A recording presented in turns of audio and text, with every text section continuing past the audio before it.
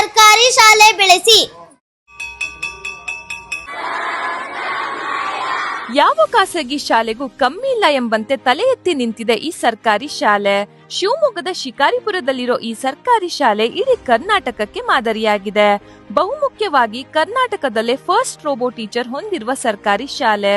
ವಿಶೇಷವಾದ ಕುಟೀರ, ಧ್ಯಾನ, ಯೋಗ, ಕಂಪ್ಯೂಟರ್ ಶಿಕ್ಷಣ, ಸುಸಜ್ಜಿತವಾದ ಲೈಬ್ರರಿ, ಮಕ್ಕಳಿಗೆ ಹಲವಾರು ಚಟುವಟಿಕೆಗಳು. ಇನ್ನು ಊಟದ ವಿಷಯ ಅಂತ ಬಂದ್ರೆ ಪ್ರತಿ ಶನಿವಾರ ಪೂರಿ, ಪಲಾವ್, ಮೊಟ್ಟೆ ಅಂತ ವಿಧವಾದ ತಿಂಡಿಗಳು, ಜೊತೆಗೆ ಮಕ್ಕಳೇ ಬೆಳೆದ ತೋಟದಲ್ಲಿರೋ ಹಣ್ಣುಗಳು ಕೂಡ ಇರತ್ತೆ. ಶಾಲೆಯ ಮುಖ್ಯೋಪಾಧ್ಯಾಯರು, ಸಕ್ರಿಯ ಎಸ್ಡಿಎಂಸಿ ಅಧ್ಯಕ್ಷರು, ಸದಸ್ಯರು, ಪೋಷಕರು, ಶಿಕ್ಷಕರು, ಗ್ರಾಮಸ್ಥರ ಪರವಾಗಿ ಇಂದು ಈ ಶಾಲೆಯ ಕೀರ್ತಿ ರಾಜ್ಯಕ್ಕೆ ಹಬ್ಬಿದೆ. ಶೈಕ್ಷಣಿಕವಾಗಿ, ಸಾಂಸ್ಕೃತಿಕವಾಗಿ, ಕ್ರೀಡೆಯಲ್ಲಿ ಮುಂದಿರುವ ಈ ಶಾಲೆಯು ಕೆಲವು ವರ್ಷಗಳ ಹಿಂದೆ ದಾಖಲಾತಿ ಇಲ್ಲದೆ ಸ್ವರಗಿತ್ತು. ಆದರೆ ಈಗ ಶಾಲೆಯಲ್ಲಿ ದಾಖಲಾತಿಗಾಗಿ ಸರದಿ ಸಾಲಿನಲ್ಲಿ ನಿಲ್ಲುವಷ್ಟು ಸಾಧನೆ ಮಾಡಿದೆ. ಪ್ರಸ್ತುತ 400ಕ್ಕಿಂತ ಹೆಚ್ಚು ಮಕ್ಕಳು ಈಗ ವಿದ್ಯಾಭ್ಯಾಸ ಮಾಡ್ತಿದ್ದಾರೆ.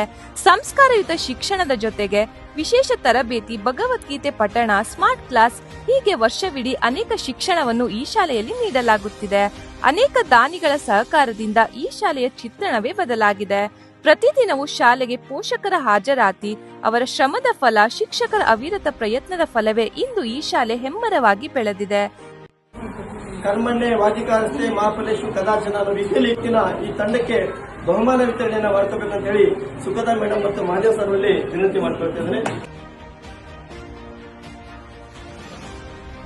ಶಾಲೆಗೆ ಹೋಗುವ ಹಾದಿಯಲ್ಲಿ ಎರಡು ಬದಿಯಲ್ಲಿರುವ ಹಚ್ಚ ಹಸಿರಿನ ಮರಗಳು ನಮ್ಮನ್ನ ಪ್ರೀತಿಯಿಂದಲೇ ಬರಮಾಡ್ಕೊಳ್ತವೆ.